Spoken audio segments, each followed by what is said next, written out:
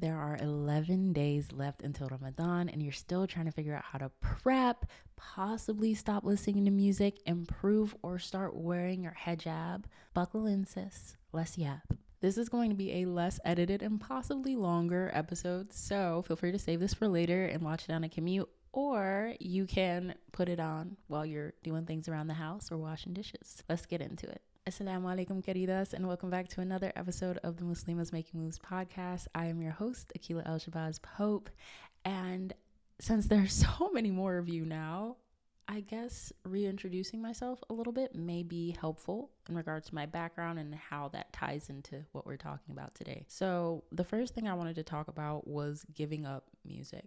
Now, whenever people kind of talk about how music is haram in Islam, they cite the part of the Quran that refers to idle talks. I am not a sheikh. I am not here to talk fiqh. So I am just going to talk about my experience, how I came to the conclusion that I came to, what I'm comfortable doing, and how I got here. The overwhelming consensus amongst the scholars is that music is haram. You could probably find some scholars that say that it is halal in certain circumstances, or what the music is about, if there's instruments or not, yada yada. However, for me personally, I do my best to just avoid it in general. I grew up a musician, so if I can do it, you can do it. I promise. I played flute, clarinet, bass clarinet, a little bit of guitar. I could sit down, listen to a song, and be able to play it on the piano. Now, could I read bass and treble clef at the same time? No, but I could kind of play around with the keys, listen to a song, and figure it out. Music was such a huge part of my life. It was a part of my identity. I was a musician. I lived music. I breathed music. I didn't grow up with a lot of friends. I was the only black kid for the majority of the rooms that I was in, and for sure the only Muslim kid. And if there was another Muslim kid, they were Arab, and I don't put this on them, but they just wanted to hang out with the other Arab kids. Most of us are all cool now that we're adults, but it was harder when I was a kid, so music was my escape. Now, why would I give up music if I wasn't 100% sure that that's something that was haram? Well, I didn't like that I was dependent on it. I don't like feeling dependent on anything other than Allah subhanahu wa ta'ala. And I feel like sometimes when we read things that say do not associate partners with Allah subhanahu wa ta'ala, that doesn't just mean gods. If you are worshiping or depending on anything as much as you are depending on Allah subhanahu wa ta'ala, that's a red flag, sis. It's a red flag. You might need to reevaluate why you feel so dependent on this thing, and make sure that you are not making that your Rabb, that you are not a slave to this thing, and especially a slave to your desires. I would much rather be a servant of Allah subhanahu wa ta'ala than a slave to my desire to listen to music or be out here cute, not wearing hijab. You know what I mean? And it's not to be condescending. It just is what it is. In 2025, especially in this day and age, I feel like mental real estate is such a undervalued asset to have. We have so many things that are constantly vying for our attention, whether that's advertisements, whether that's movies, TV shows. And one of the key things they use is music, because music is able to tap into this part of your brain, good, bad, or indifferent, and it makes you feel things. If you are a musician, I can guarantee you've had this feeling where you listen to a song and you get these goosebumps, and it's like you're having a euphoric experience, and that can be a very beautiful thing, right? But a lot of times we as humans have the tendency to transgress and do too much. And I feel like that's where Islam comes and puts guardrails on things, where it's like, you know what, let's just make this off the table so you guys don't even have to deal with trying to moderate yourselves. Because as we've talked about before, scientifically, research has shown we're not good at willpower. We're not good at just using motivation to do things. It's discipline. That's what helps people succeed. And when you are able to stick to these guardrails and do the things Allah subhanahu wa ta'ala asks you to do, you're utilizing that discipline to help you be more successful in this life and inshallah in the next, in the Aqilah. And what better way to flex your autonomy and your free will than to tell all of these things that are constantly vying for your mental real estate, for your time, the one thing that you are never going to get back, than to say no. No, I am not going to sit here on a loop and just listen to 30 TikToks or Instagram reels or shorts at a time. No, I'm not going to be singing these lyrics that I know I shouldn't be singing, but just because the tune is catchy. Now, if you are somebody who does want to give up music during this Ramadan, or at least start to back away from music, how do you do that?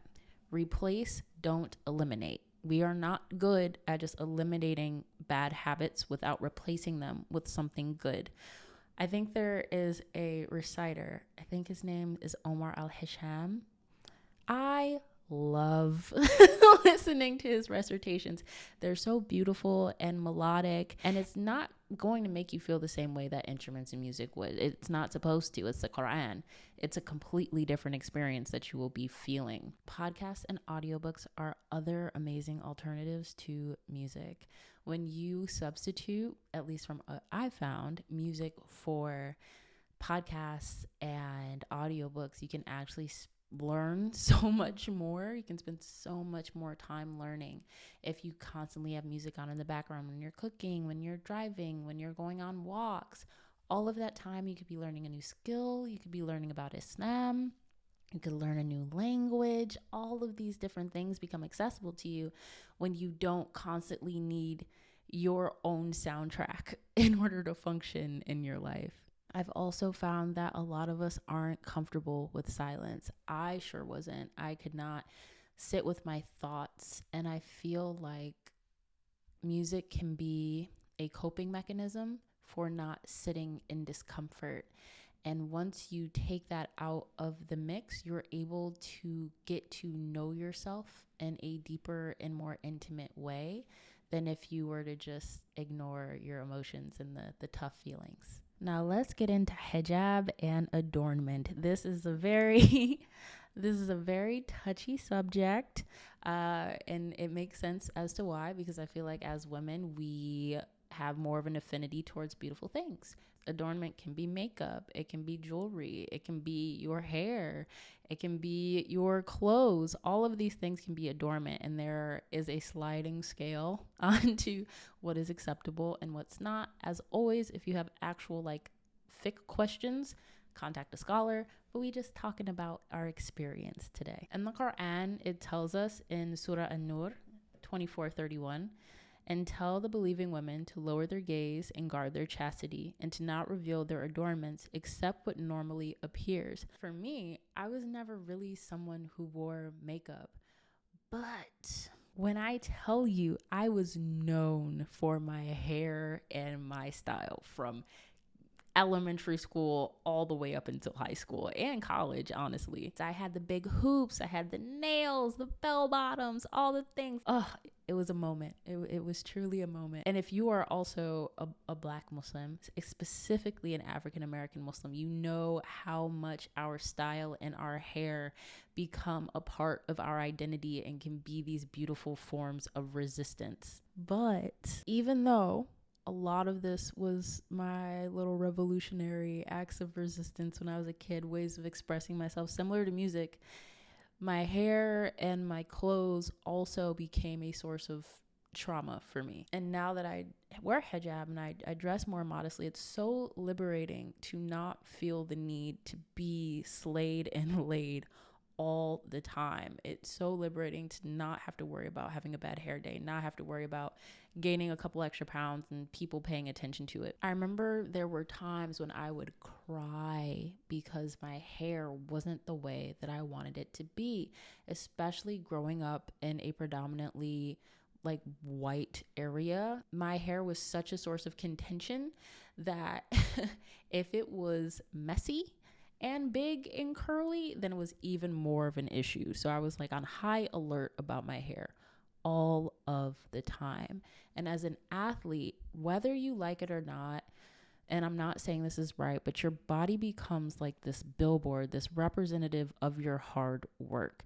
And if you gain more muscle in the gym, your teammates, your coaches commented on it.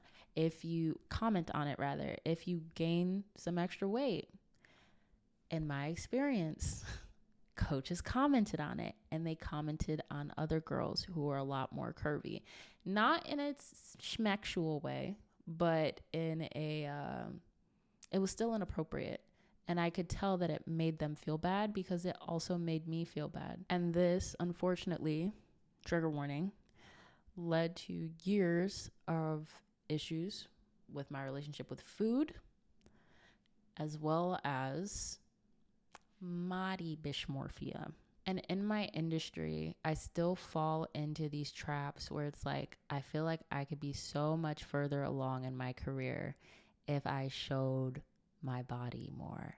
And I don't stay there for long periods of time. But when I see other people in the fitness space, even some of my colleagues who just like, you can just see like physically like how hard they work. And this doesn't always mean somebody's a good trainer, by the way, but you can see they put the work in. So not only do they have the practical knowledge, but it's like I have to work so much harder in this industry to prove myself than if I was to have my body on display. And I know that's just shaitan, right? And I'm not knocking the women who do this. My colleagues are amazing. They're incredibly empathetic and intelligent, and they do great work and help a lot of people.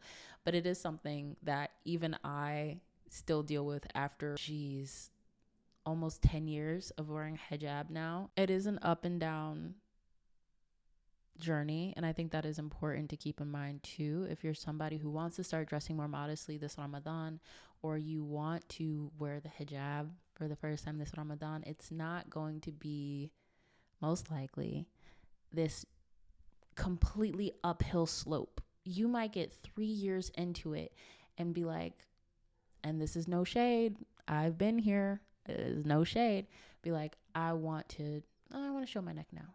Or like, it doesn't matter if I have a couple hairs coming out. Or you know what? It doesn't matter if I go sleeveless, if I keep things pop up where you want to display your beauty more. But I think you have to continuously come back to why you're doing it, why you feel the need to do this. And is this, at the end of the day, pleasing Allah subhanahu wa ta'ala? It's a pretty easy answer. And are you doing this to please other people? Are you doing this to please your nafs? What is it? And I think when you're able to sit and reflect and prevent yourself from being so impulsive, when you can sit and think about why you're doing the things that you're doing, it can prevent you from making decisions that you would later regret. There's a quote by Ibn al-Qayyim that I love. By this point, you guys probably realize how much I enjoy Ibn al-Qayyim. But he says, pleasing mankind is a goal that is never achieved, while pleasing Allah is a goal that should never be forsaken. So leave off what cannot be achieved for what should not be forsaken. So what are the steps that you can take? I know some people who can go cold turkey, and I know some people who cannot go cold turkey. I'm typically a cold turkey person. For hijab, it was a slow process for me. I started wearing a turban, and now I'm starting to wear the khimars. I really love them too. I feel like once you start to find your style too, which is so important, once you're able to find your style, you're able to enjoy the process of being a hijabi. Because nobody says you're supposed to walk around here with a potato sack on. Okay? Just let's be real. And you can disagree or agree with this, but the Quran was revealed over many, many years. And if Allah subhanahu wa ta'ala, and this is a hadith, if Allah subhanahu wa ta'ala revealed all of the rules at once, nobody would really want to be Muslim. So also keep that in mind when you're advising people. I don't think Allah subhanahu wa ta'ala is going to be so disappointed in you if you are still doing your best to please him at the end of the day. If you're observing the requirements of hijab, or you're trying to get there, that is what matters. And then eventually, inshallah, who knows, you'll be in a completely different journey with your hijab. It won't feel like a struggle anymore. And what I've noticed, the more effort I started to make, the easier it started to be to cover my body more. the more I wanted to learn about Islam, and then the more I wanted to cover my body, it was just kind of like this positive feedback loop. And Allah subhanahu wa ta'ala tells us this: if we go to him walking, he comes to us running. When you start to make the little steps of trying to get closer to Allah subhanahu wa ta'ala, trying to grow in your iman, he will facilitate it for you, so it will be easier for you to make more progress. If you're somebody who wants to give up makeup, like I said earlier, I was never a makeup girly. My skin is too sensitive. I can never really do it. But if you invest in your wellness, you start going to the gym, you start drinking more water, you invest in your skincare, your skin will naturally start to glow and look more lively. Your circulation will start to improve the way that you look. The healthier you look, the more attractive you're probably going to look to yourself. And studies even show that people's self-image and self-confidence start to increase before even any physical changes really happen. When you invest in yourself and feel better, you're able to do more acts of worship. When you have that energy, when you have this drive and motivation, it builds up momentum and it pours into other aspects of your life.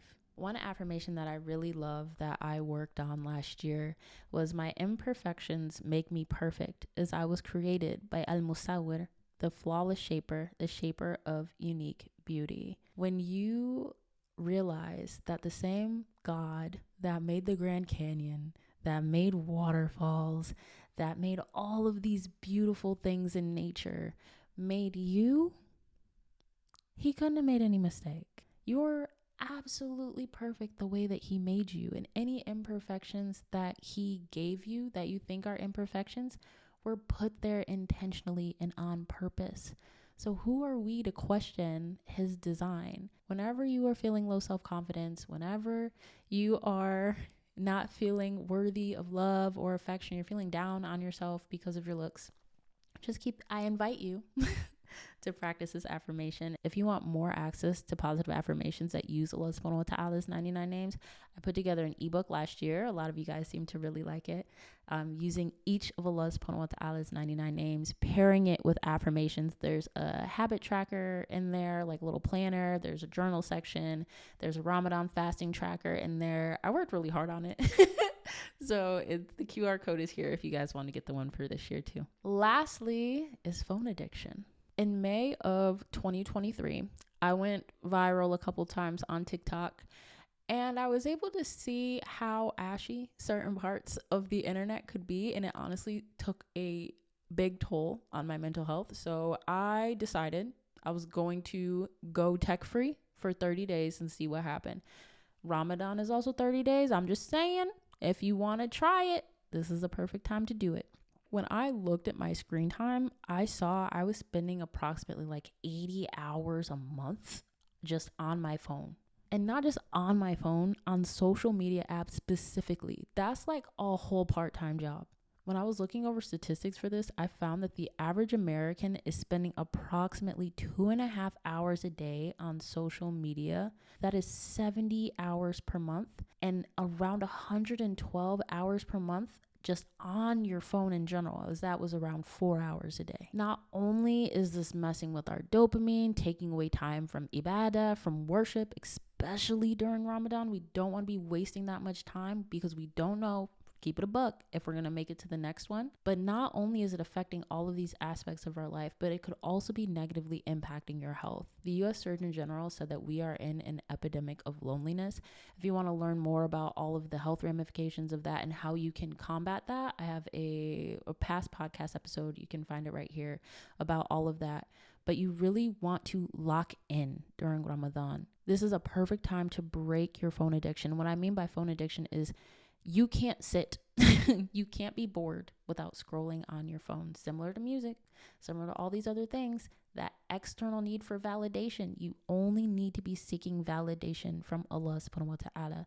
You don't need to be seeking validation from likes. You don't need to be seeking these feel-good sensations from music or from people's attention, male, female, or otherwise. And there are some very effective tools just in the iPhone that you can use to do this. What I did, I can be quite intense. I had my husband set a lock code for me, and I think I gave myself like 30 minutes for TikTok and Instagram because I was pretty consistently posting content at this time. He set the passcode and I could not get it. I told him, save it in your phone so I don't get locked out my phone.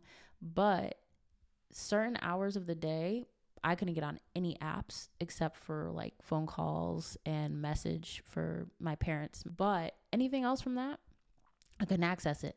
And when I hit that 30-minute mark, I was locked out. And it was very uncomfortable at first, but I felt amazing after the end of the 30 days. If you don't want to go that hardcore, you can also set your own screen time limits on your phone. If you would like me to make a little reel about that, just comment a sun emoji in the comments, and then I can do a reel kind of showing instructions on how to do it. But you can also put your phone on grayscale. There's a very easy shortcut you can do, and I'll put kind of like the screen recording here, where you go into your settings, you go into, I believe it's like display and accessibility, and then you are able to formulate it so when you hit the power button 3 times on the side of your phone, everything is gray. And what that does is it prevents all of those dopamine spikes that companies invest so much money into manipulating. They spend so much time researching what colors they should use, what sounds they should use, haptic feedback, that kind of buzzing. Like, how are all the ways that they can take up your mental real estate and take your attention, because your attention is one of the most valuable resources you have and they want it. So turning the phone on grayscale, screen time locks are also amazing. And if you spend a lot of time on YouTube, this is kind of ironic that I'm saying this while you're watching this YouTube video. Unhooked is a great plugin where when you go on YouTube, you look for what you want and you can't see anything else. It is a Chrome extension. I don't know if it works on other browsers, but essentially you just install it onto your computer. When you type in YouTube, everything is blank. There's no comments. You can't really scroll while you're watching. You just have to pay attention, which is really hard for a lot of people. And I get it. I got ADHD. So like legitimately. So I do get it, but that doesn't mean it's not something that even if you also have ADHD, you can't work towards improving. I'm not telling you to give up your phone. I'm not telling you to give up social media. However, during Ramadan, I think it's a great time to do a digital detox so that we can maintain some of those habits after Ramadan and you can make the absolute most of your time during the month. If you got this far, leave your favorite emoji in the comment section. Thank you for hanging out with me, spending your evening, morning, or afternoon with me. There are so many of you now. Subhanallah, thank you for listening to me yap and wanting to listen to me yap. If you have any videos that you are interested in me talking about or covering, let me know in the comments down below. If you want access to my free community, inshallah, that will be launching this Wednesday. There's a good chunk of you on the waitlist already, which is really exciting. But on there will be like mindfulness stuff, fitness, wellness. I'll have ebooks. Everything in there is basically, it's a wellness hub, but from an Islamic lens, because it's something I found that the self-help, self-improvement, productivity, wellness, and fitness space is just missing. Like, there aren't really a lot of influencers or people in the space who are Muslim who are looking at wellness from a holistic perspective and have the educational background to be able to give more reliable information.